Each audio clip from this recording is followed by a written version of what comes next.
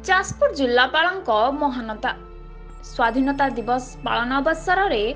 सांस्कृतिक कार्यक्रम चलुवा बेले असुस्थ छात्री को सेवा कले जिल्लापाल। जाजपुर कुसुमा पड़िया चली जिला स्तरीय स्वाधीनता दिवस अवसर में सांस्कृतिक कार्यक्रम जड़े छात्री बेहोश हो जाते। यह देखि जिल्लापाल पी अन्वेषा रेड्डी निज आसन उठी छात्रों को हाथ को धरी छाई बसाई परे तांकु एक स्वतंत्र आंबुलांस रे अधिक चिकित्सा पाई जिला डाक्तरखाना पठाइथिले। जिल्लापालଙ୍କ एभली उदारता को नहीं उपस्थित लोके बेस प्रशंसा करथिले। प्रथम करिकी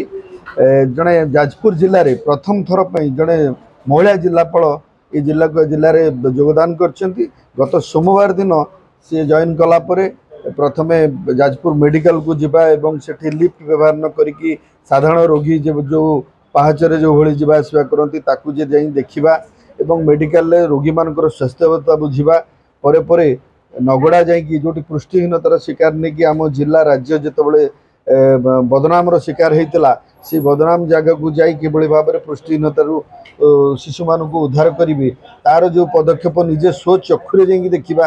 तापर विशेष करी आज भली दिन रे अगस्त 15 रे पैरेड चलतला बेले दुई जन छात्री जो भली असुस्थ हो पड़े तांकु सीधा सड़क जाई तमु टेकिकी तांकु स्वास्थ्य सेवा जोगै दबा प्राथमिक स्वास्थ्य सेवा ये सब जिनस भाव में गोटे जिनस आम स्पष्ट भाव में लक्ष्य करुचु जे जड़े दक्ष जिलापाल को आम पाइचु एवं जड़े